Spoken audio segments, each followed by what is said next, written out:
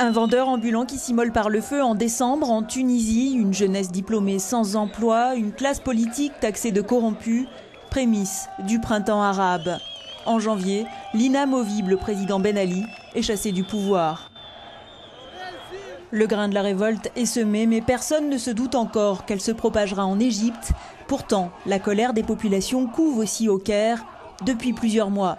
Fin 2010, le Parti national-démocrate, au pouvoir, remporte les élections législatives avec une écrasante majorité. L'opposition dénonce alors des fraudes massives. Et puis, dès janvier, les Égyptiens descendent dans la rue pour demander la démission du Raïs. 3 semaines de mobilisation et un discours qui s'achève par ces mots. Que Dieu bénisse l'Égypte et prenne soin de son peuple. Que la paix soit avec vous.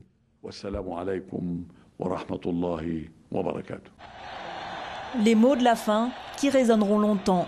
C'est la dernière apparition publique de Moubarak. Le lendemain, le 11 février, il quitte le pouvoir. C'est la fin d'un règne de 30 ans et le début d'une procédure judiciaire.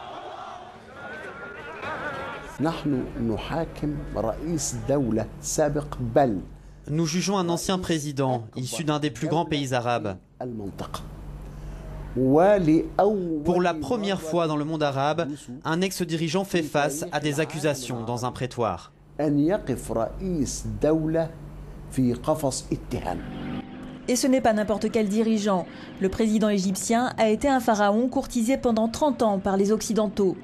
1973. La guerre du Kippour contre Israël propulse Hosni Moubarak, alors commandant en chef des forces aériennes, sur le devant de la scène nationale.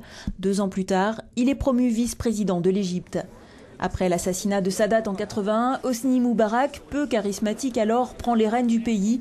Il sera réélu à 4 reprises avec des scores supérieurs à 90%. S'impliquant personnellement dans les négociations entre Israéliens et Palestiniens, il devient un acteur clé, incontournable au Proche-Orient. Allié indéfectible de Washington, sa réputation de modéré joue en sa faveur. En 2009, Barack Obama choisit le Caire comme tribune pour son discours au monde arabe. En échange de milliards de dollars, le Raïs a toujours maintenu l'ouverture du canal de Suez, garanti la paix avec Israël et contenu les islamistes. Puissant et riche, Hosni Moubarak, l'un des plus riches au monde, dit-on. Une fortune estimée entre 40 et 70 milliards de dollars qu'il aurait bâtie sur la corruption. De cela aussi, il doit répondre devant la justice.